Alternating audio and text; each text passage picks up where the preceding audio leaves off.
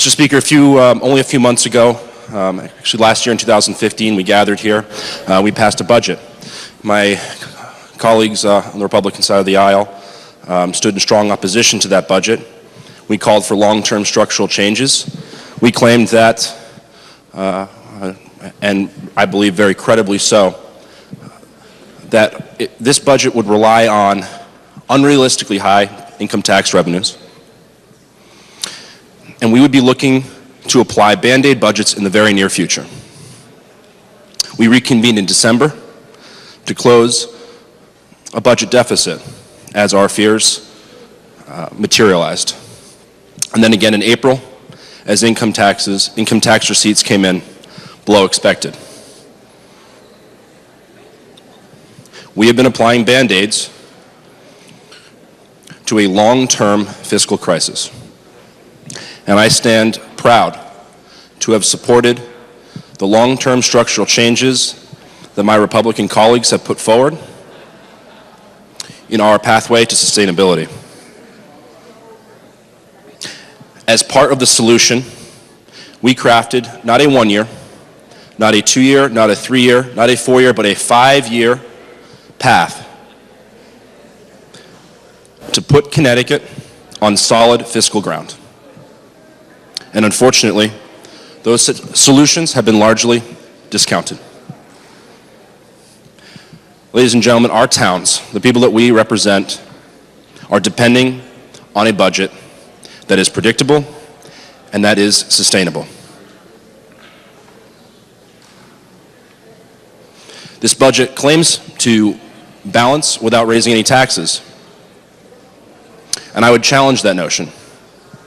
With the amount of municipal aid being cut, namely to educational cost sharing, our small towns will either have to dip into long-term savings in rainy day funds or levy taxes on property taxpayers. This will come as a tremendous blow to our municipalities at a time when they are pinching pennies to make ends meet and provide the highest quality education they possibly can to their young people. You know, I've only been in this building for a year and a half now, but it hasn't taken long to realize the brokenness in this place and the amount of reform that is needed.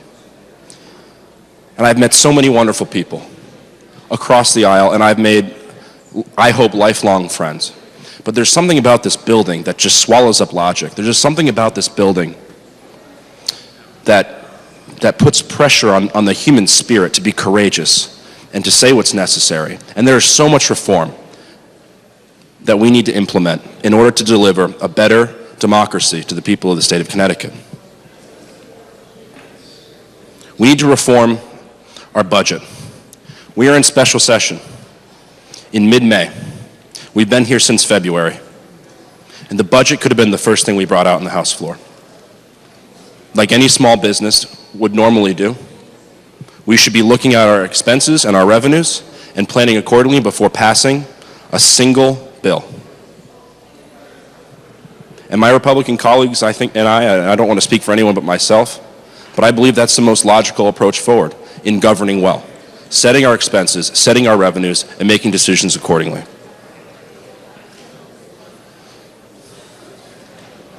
Spending reform. Every dollar that comes out of this building needs to be evaluated. It needs to go through an economic evaluation so we know how much an expenditure costs, how much is a STEEP grant going to cost, how much is a DEC grant going to cost, and how much it will return.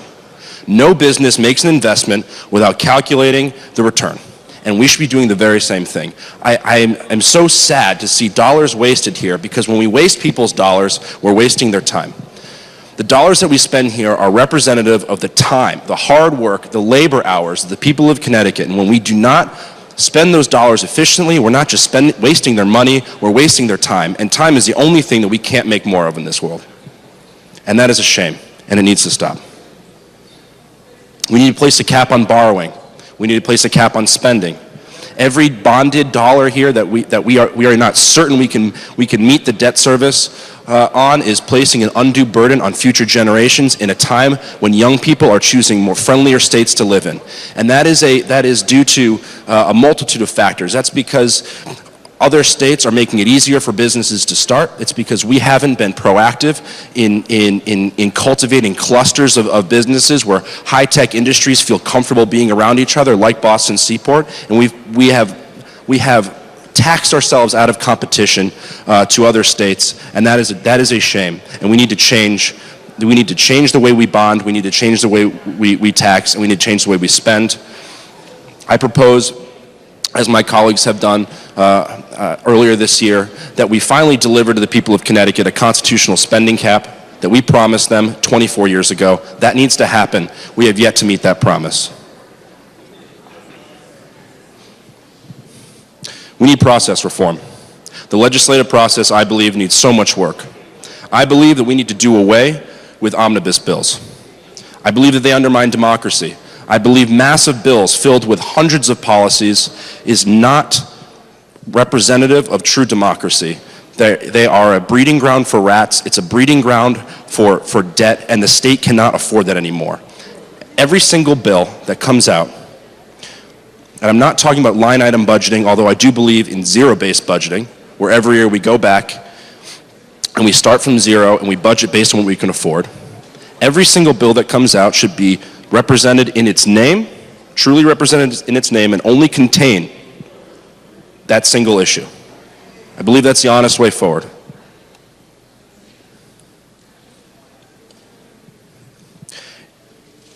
We need long-term structural changes. Unfortunately, we cannot afford generous, defined benefit contribution plans that were promised to very hardworking state workers by politicians in years past. We cannot afford it anymore. What this state can afford are defined contribution plans, like 401ks. The math works for those types of pension plans, for those types of retirement plans. Instead of making those types of structural changes, this budget makes cuts to the most vulnerable. It cuts the Department of Mental Health and Addiction Services during the fires of a growing opioid crisis. It makes cuts to domestic abuse and rape crisis centers and doesn't touch a dime of the Citizens Election Program. Campaign money. We're choosing campaign dollars over care for the most needy. And that's embarrassing. This budget makes $29 million in cuts to local education. And I can think of few greater responsibilities that the state of Connecticut has than ensuring a well-educated populace at a local level. Our priorities need serious adjustment. And I urge this body to be brave. I urge my colleagues to be brave, to imagine a more fair democratic process where policies are passed on merits and on logic and not on interests. And with that, Mr. Speaker, I sit in opposition to this budget. Thank you.